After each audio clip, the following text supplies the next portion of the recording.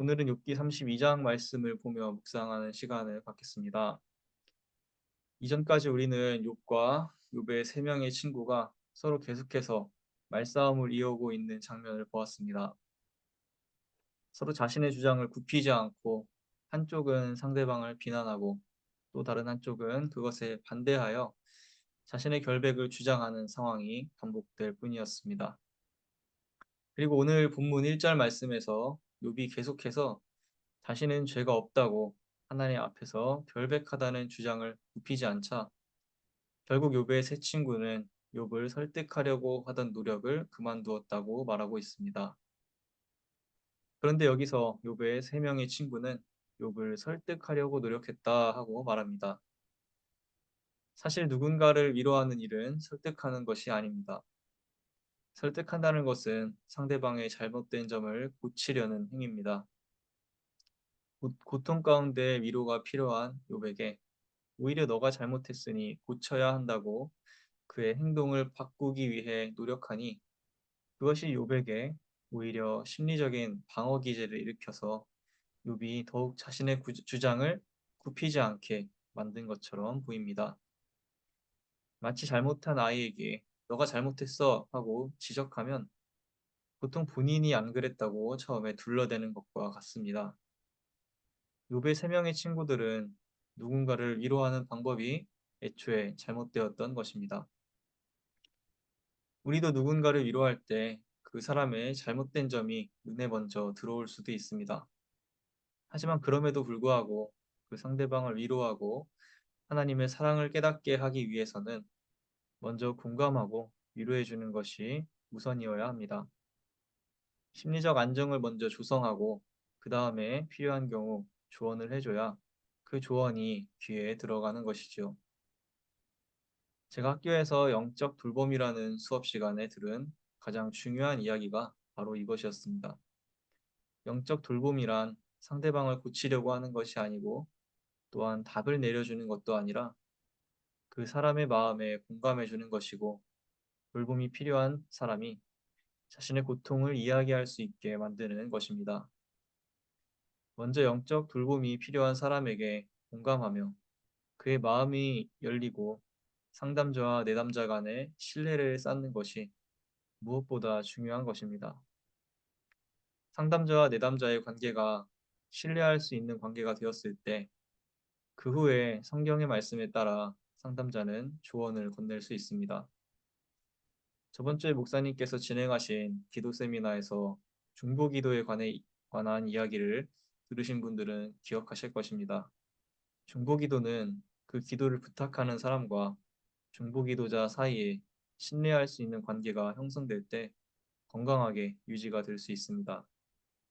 마찬가지로 누군가에게 위로를 전하고 하나님의 사랑을 깨닫게 하기 위해서는 나의 생각을 상대방에게 주입하는 것이 아니라 먼저 그 상대방과의 신뢰의 관계를 형성해야 하는 것입니다.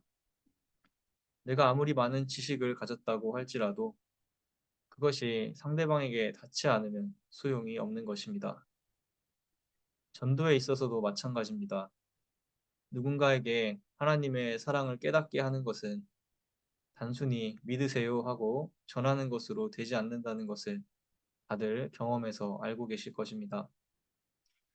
선물도 주고 집집도 찾아가서 기도해주고 밥도 사주고 부르면 나가고 이 전도 대상자가 마음의 문을 열도록 애쓰신 경험들이 아마 있으실 것입니다. 저도 한국에서 전도할 학생들을 포착하면 그 학생들이 언제 어디서든 제가 필요해서 부르면 밤 10시에라도 나가서 기도해주고 이야기도 들어주고 밥도 사주었던 기억이 납니다. 하나님께서는 그러한 희생과 사랑 가운데 역사하셔서 그 학생들이 교회와 하나님에 대한 긍정적인 인식을 가질 수 있도록 그들의 마음의 문을 열어주셨으리라 믿습니다. 예수님께서 길 잃은 어린 양 하나를 되찾는 것이 길 잃지 않은 99마리 양보다 더 소중하다고 하신 말씀은 아마도 그만큼 길 잃은 양 하나를 찾기 위해서 어마어마한 정성이 필요하기 때문일 것입니다. 욥의 세 명의 친구들은 하나님에 대한 지식이 부족한 사람들이 아니었습니다. 하지만 그들의 조언이 욥에게 전혀 들리지 않던 이유는 욥의 마음의 문이 열리지 못했기 때문입니다. 그렇다면 우리는 어떻게 상대방의 마음의 문을 열 수 있는 사람들이 될 수 있을까요? 오늘 본문에 등장하는 새로운 인물의 말에 그 힌트가 담겨져 있습니다. 계속해서 오늘 본문에는 엘리후라는 새로운 인물이 등장합니다. 엘리후가 어떤 인물인지 2절 말씀은 이렇게 증거합니다. 엘리후는 람 족속에 속하는 부스 사람 바라겔의 아들이다. 성경에서 인물을 설명할 때 그 가문을 소개한다면 그는 사람들에게 잘 알려진 집안에 속해 있음을 의미합니다. 그리고 그의 아버지 바라겔의 이름의 뜻은 하나님께서 축복하신다라는 뜻이고 또 엘리후라는 사람의 이름의 뜻은 그는 나의 하나님이라는 뜻입니다. 또한 엘리후가 람 족속이라고 했는데 이 람 족속은 유다 지파의 다윗의 조상입니다. 더욱이 엘리후는 또한 부스 사람이라고 했는데 부스는 아브라함의 동생 나홀의 아들로 우스와 형제입니다. 한편 욥은 우스 땅 사람이었습니다. 그러므로 엘리후의 조상과 욥의 조상이 형제라는 이야기입니다. 결과적으로 엘리후의 가문은 신앙적인 전통이 있는 가문이자 욥과는 친족 관계였던 것입니다. 그래서 아마 엘리후는 친족인 욥이 재난을 당했다는 이야기를 듣고서 찾아왔던 것으로 보입니다. 엘리후는 욥과 세 명의 친구들보다 훨씬 나이가 어린 인물입니다. 이스라엘에도 한국과 비슷한 예절 문화가 있었던 것 같습니다. 나이가 어린 엘리후는 연장자인 욥과 세 친구들께 선뜻 나서서 자신의 견해를 밝히기 망설였다고 말합니다. 욥과 친구들이 자신보다 나이가 많으니 자신보다 삶의 지혜도 신앙의 연륜도 더 깊었을 것이라고 엘리후는 생각했던 것입니다. 그래서 그는 가만히 듣기만 하겠다고 다짐했다고 7절에서 이야기합니다. 그러나 엘리후가 가만히 그들의 이야기를 듣다 보니 그들의 대화가 아마 본인이 생각하는 것처럼 수준 높은 지식인들의 대화가 아니라 그저 말싸움처럼 보였던 것 같습니다. 그래서 그는 한 가지를 깨닫습니다. 사람에게 슬기를 주는 것은 사람 안에 있는 영, 곧 전능하신 분의 입김이다. 사람이 나이가 많아진다고 지혜로워지는 것이 아니며 나이를 많이 먹는다고 시비를 더 잘 가리는 것도 아니다. 엘리후는 진정 존경받을 만한 지혜롭고 현숙한 사람은 그의 영이 건강한 사람이라는 것을 깨닫게 된 것입니다. 그래서 그는 더 이상 그들의 대화를 듣고만 있는 것을 참을 수가 없어서 말을 해야겠다고 18절에서 이야기합니다. 엘리후의 말을 들은 욥과 세 명의 친구들의 기분이 어땠을까요? 이 어린 놈이 건방지게 말하는 꼰세가 왜 이래? 하고 마음속으로 화를 냈을 수도 있습니다. 우리도 어떻습니까? 나보다 새파랗게 젊은 사람이 나에게 와서 더 이상 내 이야기를 못 들어주겠다고 말하며 나이를 많이 드셨다고 지혜로운 것도 아닌 것 같다고 말한다면 기분이 상하실 것입니다. 그러나 그들은 엘리후의 말에 반박할 수가 없었습니다. 실제로 엘리후의 욥의 세 친구들은 욥을 설득하는 것을 포기했다고 했습니다. 결국 그들의 대화는 실패로 끝난 것입니다. 그래서 그들은 엘리후가 자신들을 꼬집으면서 말해도 반박할 수가 없었던 것입니다. 뉴스만 봐도 우리는 지식인들이 가진 지식이나 그들의 연륜이 그들을 늘 도덕적으로 살게 하지는 못하며 또 그들이 어떤 실수도 저지르지 않게 하지도 못한다는 것을 알게 됩니다. 그래서 엘리후의 이러한 말을 읽을 때마다 저는 다른 사람에게 본을 보일 수 있는 사람이 되어야겠다고 다짐합니다. 그렇다면 우리의 어떤 것이 다른 사람에게 귀감이 되고 본을 보일 수 있는 요소일까요? 우리 어떤 것이 다른 사람의 마음을 열게 할 수 있을까요? 그것은 엘리후의 말처럼 우리 안에 있는 하나님의 입김입니다. 개역개정 성경에서는 하나님의 숨결로 번역된 이 말은 원어로는 살아있는 존재, 생명이라는 의미를 가진다고 합니다. 다시 말해 하나님의 숨결은 곧 살아계신 하나님의 성령을 의미한다는 것이죠. 엘리후는 우리가 가진 지식이나 연륜이 우리를 지혜롭게 하는 것이 아니라 우리 안에 계신 성령님이야말로 진정 우리를 지혜롭게 하시는 분이라는 사실을 우리에게 전하고 있습니다.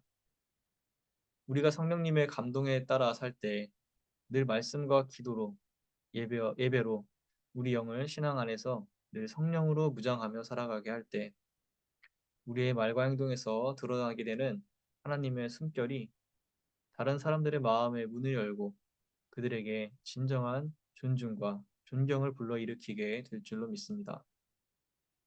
사랑하는 성도 여러분, 하나님의 숨결을 늘 내 안에 가지고 살아가는 신앙인들이 되시기를 축복합니다.